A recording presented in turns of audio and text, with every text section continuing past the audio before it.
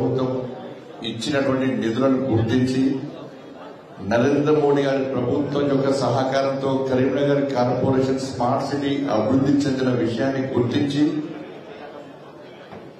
నిన్న కూడా కేంద్ర మంత్రివర్యులు వనరుల కట్టడం వచ్చిన తర్వాత ఇంకా అభివృద్ధి నిధులు ప్రకటించిన తర్వాత దాన్ని గుర్తించి నరేంద్ర మోడీ గారి నాయకత్వంలోని భారతీయ జనతా పార్టీ సిద్ధాంతాన్ని నమ్మి ఈరోజు భారతీయ జనతా పార్టీలో గౌరవనీయ సునీల్ గారు ఇద్దరు కార్పొరేటర్ గారు ఇద్దరు చేరడం కూడా అలా స్వప్న గారు శ్రీదేవి గారు వారిద్దరు కూడా ఇలా భారతీయ జనతా పార్టీలో చేరేందుకు వారికి భారతీయ జనతా పార్టీ తరఫున హృదయపూర్వక స్వాగతం పడుతూ తప్పకుండా వారి చేరిక భారతీయ జనతా పార్టీకి చాలా ఉపయోగపడుతుంది, కరీంనగర్ ప్రజలకు కూడా ఉపయోగపడుతుంది.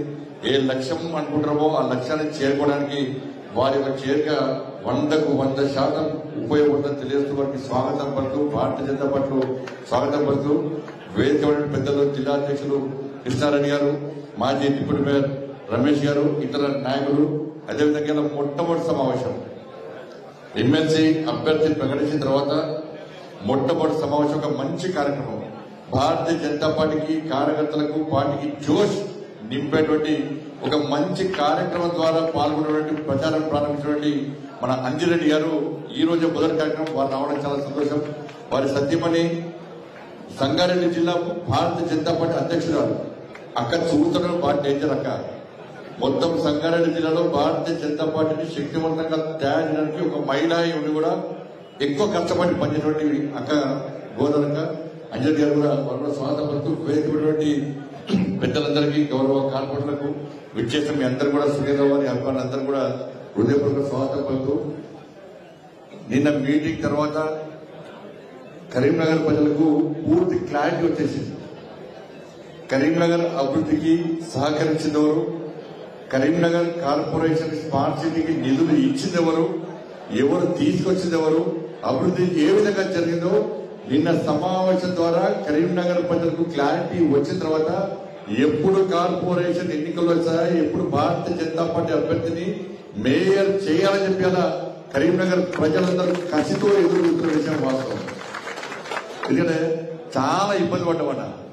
ఒక 10 సంవత్సరాలు అబ్బా అరే సునీల్ రావు గారు చాలాసార్లు ఫోన్ చేశారు. అరే నా కార్యక్రమం పిద్దాం అనుకుంటే మామూలు ఒప్పుకోవట్లేదే, పైసలు ఇచ్చేది నరేంద్ర మోడీ ప్రభుత్వం, కొట్లాడేది మీరు, కానీ పిద్దామంటే మామూలు పెడుతున్నారు, నన్ను కూడా రావద్దు అంటున్నారు అని చెప్పి చాలా సందర్భాల్లో నేను సునీల్ రావు గారు చాలా సందర్భాల్లో మాట్లాడుకున్నాం.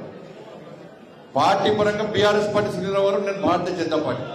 కానీ అభివృద్ధి విషయంలో ప్రారంభోత్సవాల విషయంలో చాలా సందర్భాల్లో సునీల్ రావు గారికి నన్ను పిలువాలని చెప్పి తప్పన ఉన్నప్పుడు కూడా రాజకీయ ఒత్తిళ్లు, సునీల్ రావు గారిని బయటేస్తాం, సునీల్ రావు గారిని దించేస్తాం, బండి సంజయ్ పిలిస్తే అని వార్నింగ్లు ఇచ్చే పరిస్థితి అప్పుడు ఉంటాయి. ఎంతదిగా ఆరోపి నేను పట్టుకొస్తే కొబ్బరికాయ కొట్టిరాను, పట్టుకొచ్చింది రండి కొబ్బరికాయ కొట్టిరాను. స్మార్ట్ సిటీ ఇన్ని పైసలు వరకేసాం. 4 సంవత్సరాలు 3 సంవత్సరాలు స్మార్ట్ సిటీ పైసలు రాలే. నరేంద్ర మోడీ గారి ప్రభుత్వం పైసలు ఇస్తే స్మార్ట్ సిటీ పైసలను డైవర్ట్ చేసింది బీఆర్ఎస్ పార్టీ ప్రభుత్వం. ఒక్క పైసలే. నేను హైదరాబాద్ లో మీటింగ్ లో గొడవ చేసిన తర్వాత సీరియస్ గా వార్నింగ్ ఇచ్చిన తర్వాత కరీంనగర్ కు వరంగల్ కు నిధులు అప్పుడు బీఆర్ఎస్ పార్టీ ప్రభుత్వం విడుదల చేసింది. నేను అప్పుడు బెదిరించిన అధికారిని వారం రోజుల కరీంనగర్ కు వరంగల్ కు నరేంద్ర మోడీ గారి ప్రభుత్వం ఇచ్చిన నిధులు ఇవ్వకుంటే బిడ్డ వారం తర్వాత మిత్తితో సహా వసూలు చేస్తా నేను వార్నింగ్ ఇచ్చిన తర్వాత అప్పుడు కేసీఆర్ విడుదల చేసిన నిధులు. అప్పటిదాకా కరీంనగర్ పైసలు రాలే. ఆ 3 లెటర్లు బయటపెట్టినా. కేంద్ర మంత్రి 3 సార్లు లెటర్ రాసిండు రాష్ట్ర ప్రభుత్వానికి. అరే మేము ఇచ్చే పైసలు ఇయ్యా కరీంనగర్ కంటే కూడా కేసీఆర్ ప్రభుత్వం ఇయ్యలే. ఆ 3 లెటర్ కూడా బహిర్గతం చేశాక అప్పుడు అన్ని కూర్చుంటాము. కానీ ఏ ఒక్క రోజు కరీంనగర్ స్మార్ట్ సిటీ అభివృద్ధి విషయంలో నన్ను పాల్గొనే అవకాశం లేకుండా వేసిన 10 సంవత్సరాలు. ఎక్కడ కనీసం కొబ్బరికాయ కొట్టే అవకాశం లేకుండా వేసిన 10 సంవత్సరాలు. కనీసం ఎక్కడ ఏమంటే బీఆర్ఎస్ పార్టీ ఇచ్చింది, బీఆర్ఎస్ పార్టీ ఎప్పుడే ప్రయత్నం చేశారు. కానీ వాస్తవాలు ఏదో నా సునీల్ రావు గారు చెప్పిన తర్వాత కేంద్ర మంత్రి గారికి వచ్చిన తర్వాత ఇలా పూర్తి క్లారిటీ కరీంనగర్ ప్రజలకు వచ్చిన తర్వాత భారతీయ జనతా పార్టీ ప్రభుత్వం వల్లనే ఈ అభివృద్ధి కరీంనగర్ పార్లమెంట్ అభివృద్ధి జరిగిందన్న విషయాన్ని ఇలా ప్రజలు గుర్తించారు కాబట్టి ఇలా ప్రజలు ఎక్కడ విషయాలు నిన్న కూడా బీజేపీ బీజేపీ బీజేపీ బీజేపీ అంటున్నారు. ఇవాళ ఏమైంది బీఆర్ఎస్ పార్టీ ప్రభుత్వంలో? పూర్తి అవినీతి, పూర్తి అవినీతి అక్రమాలకు ఒక అడ్డాగా బీఆర్ఎస్ పార్టీ ప్రభుత్వంలో ఉండే. ఇలా మళ్ళీ ఏమన్నా మారిందంటే ఇప్పుడు ఇంకా పోయిన దగ్గర పోయిన 70%. ఇలా రోజుకో విషయాన్ని పైకి తీసుకొస్తూ ఇవాళ అర్థం పడుతున్న విషయాన్ని బయట తీసుకొచ్చి ప్రజల దృష్టి మళ్లించే ప్రయత్నం ఇలా కాంగ్రెస్ పార్టీ చేస్తున్నది. బీఆర్ఎస్ పార్టీ ఏం చేసిందో కాంగ్రెస్ పార్టీకి అదే చెప్తున్నది. రేవంత్ రెడ్డికి గురువు ఎవరంటే కేసీఆర్ గురువు. కేసీఆర్ ఏం చేసినా సేమ్ అదే రేవంత్ రెడ్డి చేస్తున్నారు. రేవంత్ రెడ్డి చేస్తున్నారు తప్ప రేవంత్ రెడ్డి గారి పండితనంలో కొత్తదనం అనేది ఎక్కర్లేదు. మీరు చూడండి, మొన్నటిదాకనేమో ఫస్ట్ ఏమో ఫామ్ హౌస్ కేసు అన్నాడు, డ్రగ్స్ కేసు అన్నాడు, అది వీకింది. తర్వాత ఫోన్ ట్యాపింగ్ కేసు అన్నారు, అది వీకింది, వాళ్ళు రాలే. కాళేశ్వరం కేసు అన్నారు, అది పోయింది, వాళ్ళు రాలే. మళ్ళీ ఒక్కొక్క కేసు తీసుకొస్తారు, మళ్ళీ కనబడదు. మరి ఏమైతే ఫోన్ ట్యాపింగ్ కేసు పోడదాకుండే కదా, ఇప్పుడు ఎక్కడ పేపర్ కనబడుతుంది ఫోన్ ట్యాపింగ్ కేసు.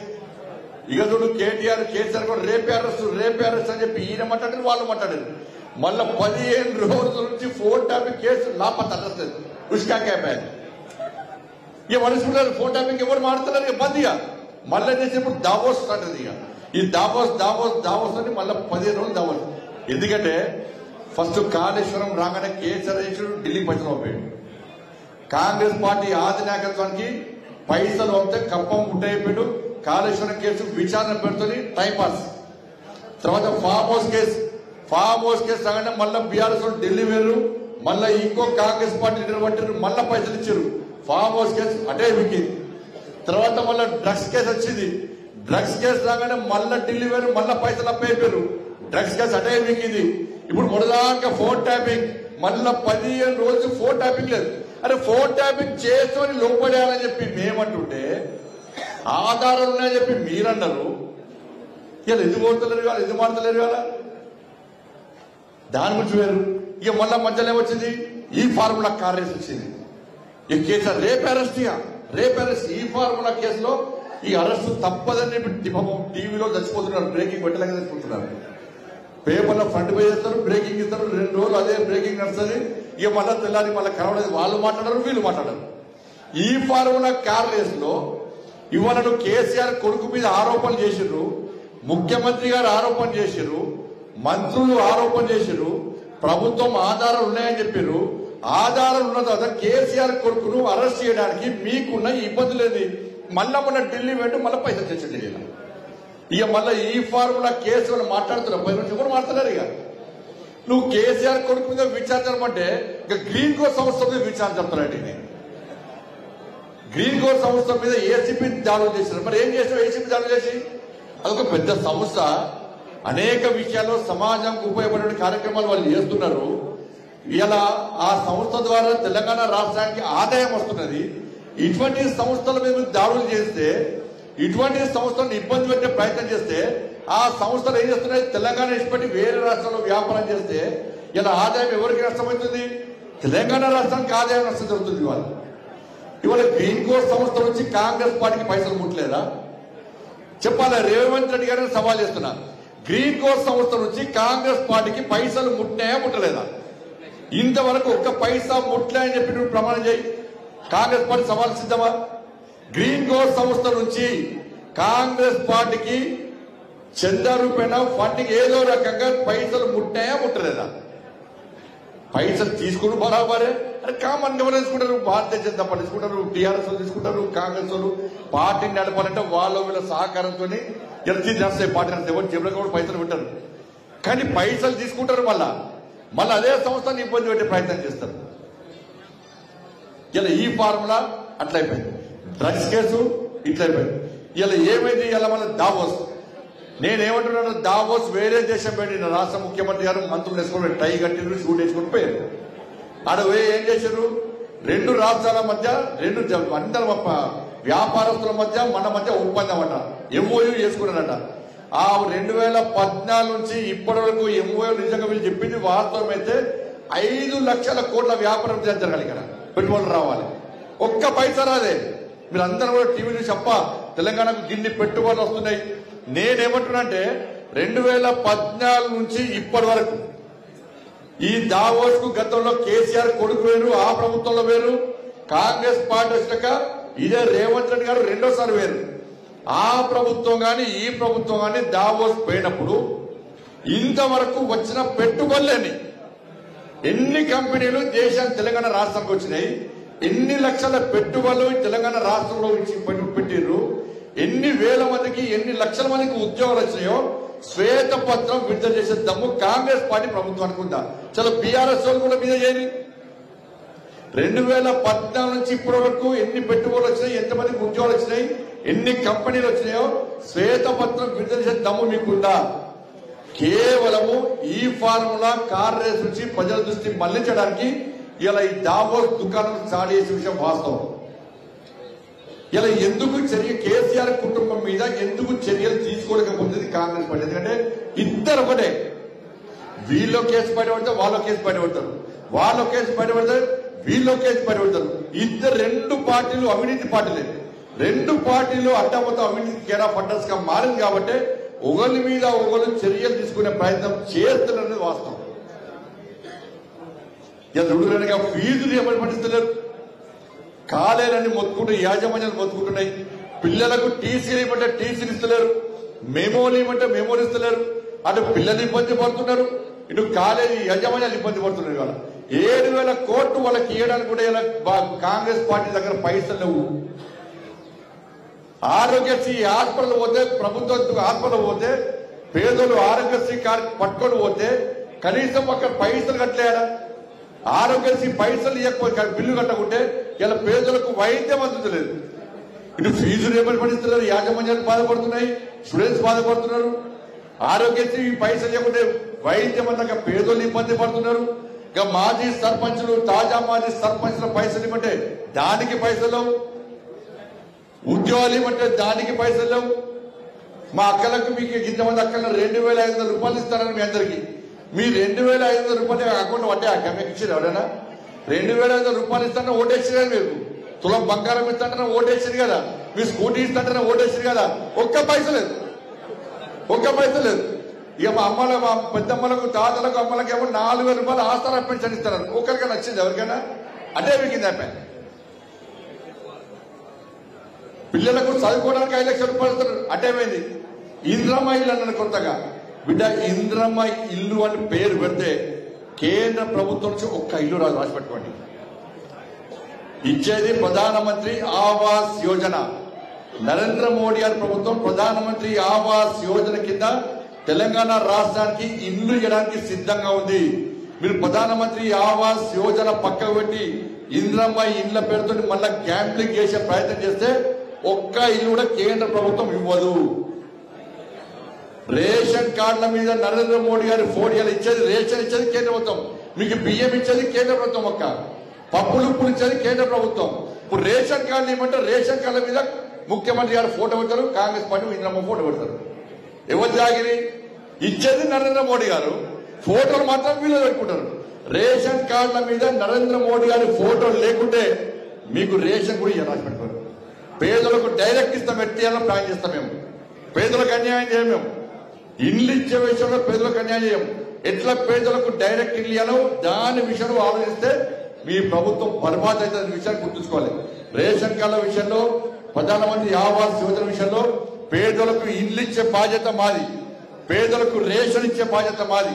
కానీ పేర్లు మార్చి, ఫోటోలు మార్చి మీ పథకాలుగా చిత్రీకరించే ప్రయత్నం చేస్తే కేంద్ర ప్రభుత్వం ఊరుకోదన్న విషయాన్ని గుర్తుంచుకోవాలి. పైసలు మనై, పేరు మాత్రం కర్రీమేళ బీఆర్ఎస్ చెప్పుకుంటే కాంగ్రెస్ మళ్ళీ చెప్పుకుంటారు. వాళ్ళు 30,000 కోట్లు మిత్తి కడుతున్నారు సంవత్సరానికి. కాంగ్రెస్ 30,000 కోట్లు సంవత్సరం లోపలనే మిత్తి కడుతున్నారు. ఇప్పటికే దాదాపు అప్పులు చేసి పొట్టు అప్పులు చేస్తున్నారు. ఇవాళ కేసీఆర్ 6 లక్షల కోట్లు అప్పు చేసిందంటే బీఆర్ఎస్ సంవత్సరం లోపల అప్పు చేస్తున్నారు. వీళ్ళు 3 సంవత్సరాల లోపలనే 5 లక్షల కోట్లు అప్పు చేస్తున్నారు. ఈ అప్పు ఎవరు కట్టాలి? మనమే కట్టాలి, మనమే కట్టాలి, మనమే పన్నులు వేస్తారు మనకే. కాబట్టి ఆలోచించాలి. నిధులు ఇచ్చేది, అభివృద్ధి చేసేది కేంద్ర ప్రభుత్వం, ఇచ్చేది నరేంద్ర మోడీ గారి ప్రభుత్వం. కానీ సొక్కొక్కరిది సోకొక్కరిది అన్నట్టుగా బీఆర్ఎస్ పార్టీ గతంలో ఏం చేసిందో కాంగ్రెస్ పార్టీ ప్రభుత్వం కూడా గదే చేస్తుంది. కాబట్టి ఈ స్థానిక సంస్థల ఎన్నికల్లో ప్రజలందరూ ఇలా అలర్ట్ గా ఉండాల్సిన అవసరం ఉన్నది. అంటే అదేవిధంగా దానికన్నా ముందొచ్చేటువంటి ఎమ్మెల్సీ ఎన్నికలు కూడా మేధావి వర్గం అంతా కూడా ఆలోచించాలి. మేధావి వర్గం కూడా ఆలోచించాలి. మేధావులు తప్పు చేస్తే సమాజాన్ని, దేశాన్ని, తెలంగాణ రాష్ట్రాన్ని ఎవరు కాపాడలేడు. మీరు మేధావులకు సంబంధించిన కొన్ని ఎన్నికలు మేధావులు తప్పు చేస్తే మొత్తం పూర్తిగా తెలంగాణ రాష్ట్రం సర్వనాశనం అవుతుంది. కాబట్టి మంచి ఆలోచనతో భారతీయ జనతా పార్టీ గెలిపించండి. ప్రశ్నించే వ్యక్తిని గెలిపించండి, నిలదీసే వ్యక్తిని గెలిపించండి.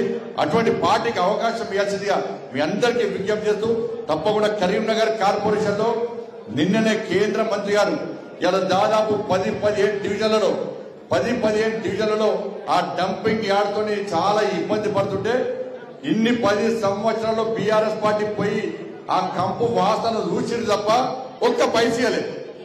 అక్కడున్న కార్పొరేటర్లు, మా భారతీయ జనతా పార్టీ నాయకులందరూ కూడా ప్రతిరోజు మొత్తుకుంటున్నారు, అన్న ఈ కంపు భరించలేకపోతున్నారు చెప్పండి. ఇలా ఒక్క పైసా బీఆర్ఎస్ పార్టీ అలే 10 సంవత్సరానికి కంపు కొడుతుంటే డంపింగ్ యార్డ్ మార్చడానికి ఒక్క పైసా ఇయ్యలే. 24 గంటల నీటి సరఫరా ఇస్తుంటే ఒక్క పైసా ఇయ్యలే. స్మార్ట్ సిటీ కూడా ఇచ్చి సమయానికి పైసలు ఇయ్యలే. ఇలా మేమంతా పైసలు ఇచ్చిన తర్వాత కేంద్ర ప్రభుత్వం నరేంద్ర మోడీ గారు పైసలు ఇచ్చినాకనే వాళ్ళ డంపింగ్ యార్డ్ సమస్య పరిష్కారం అవుతున్నది. వాళ్ళ 24 hours వాటర్ సప్లైను నిన్న ప్రారంభించాం.